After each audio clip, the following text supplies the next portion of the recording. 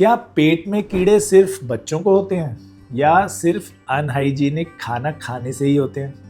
अगर आपको भी ऐसा लगता है तो ये एक बहुत कॉमन मिथ है। सच ये है कि इंटेस्टाइनल वॉर्म्स या पैरासिटिक इन्फेक्शंस किसी भी एज के इंसान को हो सकते हैं और प्रॉब्लम सिर्फ इन्फेक्शन की नहीं होती।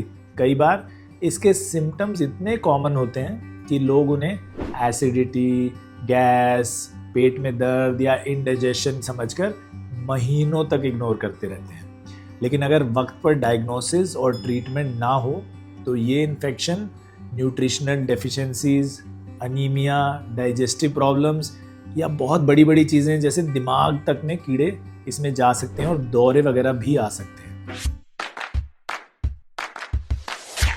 नमस्कार, मैं हूं डॉक्टर सुचिन बजाज और आज बात करेंगे 7 ऐसे सिम्टम्स की जो पेट में कीड़े होने का सिग्नल हो सकते हैं और जिन्हें लोग अक्सर नज़रअंदाज कर देते हैं। सबसे पहले समझते हैं पेट में कीड़े होते कैसे हैं। इंटेस्टाइनल वर्म्स बैक्टीरिया या वायरस नहीं होते, ये पैरासाइट्स होते हैं जो इंटेस्टाइन में रहकर बॉडी से न्यूट्रिएंट्स लेते रहते हैं। इन्फेक्शन होने के क्या कॉमन रीजंस हैं? सबसे पहला, कंटैमिनेटेड पानी या खाना कंज्यूम करना। अगर वो उसमें कीड़े हैं तो आपके पेट में ज़रूर जाएंगे। हाथ धोए बिना खाना खाना, सैनिटेशन का ध्यान ना रखना, कंटैमिनेटेड सॉइल के कांटेक्ट में आना, कुछ पैरासाइट्स के केस में अंडरकुक्ड मीट या अंडरकुक्ड फिश कंज्यूम करना। तो हर पैरासाइट अलग होता है, इसलिए सिम्टम्स भी हर पेशेंट में सेम नहीं होते। लेकिन 7 कुछ ऐसे कॉमन सिम्टम्स हैं जिनके बारे में आज हम आपको शेयर करेंगे। पहला सिम्टम जो मोस्ट कॉमन है वो है बार बार पेट में दर्द या क्रैम्प्स होना। हर स्टमक एक देखो वॉर्म्स की वजह से नहीं होता, लेकिन अगर बार बार पेट में दर्द हो रहा है या क्रैम्प्स हो रहे हैं या डिस्कम्फर्ट हो रहा है और कोई क्लियर रीज़न समझ नहीं आ रहा, आप दवाई खा रहे हैं फिर उससे भी आराम नहीं आ रहा, तो इंटेस्टाइनल वर्म्स एक बहुत बड़ी पॉसिबिलिटी हो सकता है। पैरासाइट्स इंटेस्टाइन को इरिटेट करते हैं जिसकी वजह से रिपीटेड एब्डोमिनल डिसफंक्शन बहुत कॉमन सिम्टम है। सेकंड मोस्ट कॉमन है पेट फूल जाना, गैस बनना और इंडिजेशन होना, बदहजमी होना।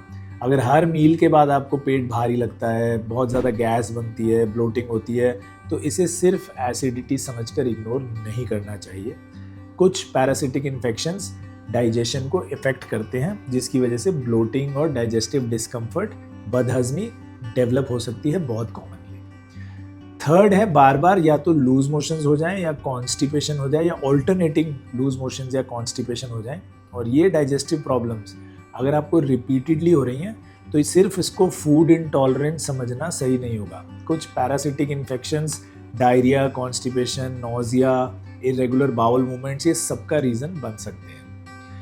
चौथा, बच्चों में जो सबसे कॉमन हम देखते हैं वेट कम होना या बच्चों की ग्रोथ स्लो हो जाना। कभी कभी हम खूब नॉर्मल खाना खा रहे हैं, भूख भी ठीक लग रही है, लेकिन फिर भी वेट नहीं बढ़ रहा है या एक्सट्रीम केसेस में वेट लूज होना शुरू हो जाता है। इसका एक पॉसिबल रीज़न इंटेस्टाइनल वर्म्स हो सकते हैं क्योंकि ये बॉडी के न्यूट्रिएंट्स को एब्जॉर्ब कर लेते हैं और बॉडी में वो न्यूट्रिएंट्स नहीं जाने देते। बच्चों में लॉन्ग टर्म इन्फेक्शन ग्रोथ और डेवलपमेंट को अफेक्ट डेफिनेटली करता है।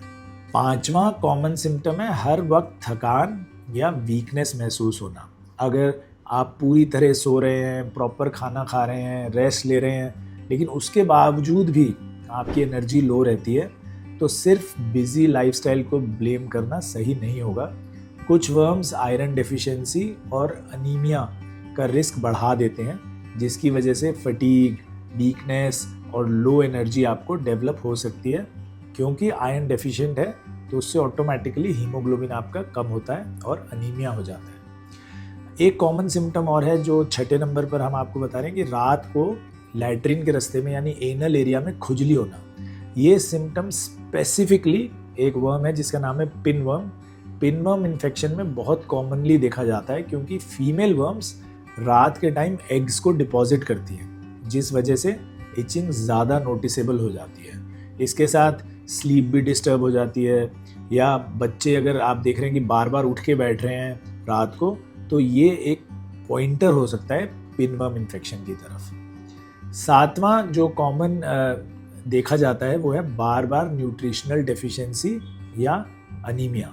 पेट के कीड़े सिर्फ डाइजेशन को अफेक्ट नहीं करते, लॉन्ग टर्म इन्फेक्शन की वजह से बॉडी में आयरन, प्रोटीन्स, वाइटामिन्स, इन सब की डेफिशिएंसी डेवलप हो सकती है। इसकी वजह से अनएक्सप्लेन्ड अनीमिया के कुछ केसेस में हम लोग यूजुअली पैरासिटिक इन्फेक्शन कंसिडर करते हैं और हम लोग उसकी दवाई आपको दे सकते हैं। तो कब आपको डॉक्टर से मिलना चाहिए? अगर कोई भी इनमें से सिम्टम जो मैंने अभी आपको बताए या एक से ज़्यादा सिम्टम रिपीटेडली हो रहे हैं, या सिम्टम्स के साथ आपको वेट लॉस हो रहा है, या बहुत कमज़ोरी आ रही है, या ब्लड टेस्ट में अनीमिया बिल्कुल क्लियर दिख रहा है जबकि आप खाना प्रॉपर खा रहे हैं, तो सेल्फ ट्रीटमेंट करने के बजाय डॉक्टर से ज़रूर कंसल्ट करिए। इसका हम डायग्नोसिस कैसे करते हैं? अगर आप हमसे मिलेंगे तो हम कैसे बताएंगे कि अंदर कीड़े हैं या नहीं, क्योंकि सिर्फ सिम्टम देखकर तो हम वर्म्स कंफर्म नहीं कर सकते, क्योंकि सिम्टम्स तो और भी चीज़ों में हो सकते हैं। तो हम कुछ टेस्ट रिकमेंड कर सकते हैं आपको, जैसे मोस्ट कॉमन है स्टूल एग्जामिनेशन की, लैट्रिन में हम देख ही लेंगे कि कीड़े आ रहे हैं कि नहीं। कुछ ब्लड टेस्ट भी हम आपको रिकमेंड कर सकते हैं जिससे हमें पता चलेगा। कुछ केसेस में कुछ एडिशनल इन्वेस्टिगेशंस भी हम आपको प्रिस्क्राइब कर सकते हैं। तो इसलिए बिना ये टेस्ट के, बिना डायग्नोसिस के डीवर्मिंग मेडिसिन कॉमनली खुद मत लीजिए, है ना, तो उससे क्योंकि साइड इफ़ेक्ट्स भी हो सकते हैं। तो ट्रीटमेंट क्या है इसका? अच्छी बात यह है कि ज़्यादातर इंटेस्टाइनल वर्म इन्फेक्शंस का बहुत इफ़ेक्टिव ट्रीटमेंट हमारे पास है। हम लोग इन्फेक्शन के टाइप के हिसाब से आपको एंटी पैरासिटिक मेडिसिन प्रिस्क्राइब करते हैं, यानी पैरासाइट को मारने वाली दवाइयाँ हमारे पास बहुत अच्छी हैं। कुछ इन्फेक्शंस ऐसे ज़रूर हैं जिसमें हम फैमिली मेम्बर्स की स्क्रीनिंग भी करते हैं, या हम कहते हैं सभी फैमिली मेम्बर्स को ये ट्रीटमेंट ले लेनी चाहिए ताकि इन्फेक्शन एक दूसरे से ना फैले और दोबारा ना हो। तो इससे बचने के लिए क्या करें? अगर आपने इलाज करा लिया या इलाज नहीं कराया और आपको लग रहा है कि ऐसा हो सकता है आपके साथ, तो क्या करें ताकि हो ही ना ये या दोबारा ना हो? क्योंकि जैसा हम सब जानते हैं, prevention is always better than cure. तो कुछ सिंपल हैबिट्स हैं जो इन्फेक्शन का रिस्क काफ़ी हद तक कम कर देती हैं। सबसे पहले, खाना खाने से पहले और बाथरूम यूज़ करने के बाद अच्छी तरह साबुन से हाथ धोएं, ये बहुत आवश्यक है। कोई भी कच्ची चीज़ खा रहे हैं, जैसे फ्रूट्स हैं, सब्जियां हैं, तो अच्छी तरह धो कर ही खाएं। पानी सेफ़ ड्रिंकिंग वाटर यूज़ करें, यानी बॉयल्ड पानी या आरओ का या फिल्टर्ड वाटर ही यूज़ करें। अगर कोई मीट, मांस, मच्छी या फ़िश खा रहे हैं तो उसको प्रॉपरली अच्छी तरह पकाएं, कच्चा ना खाएं।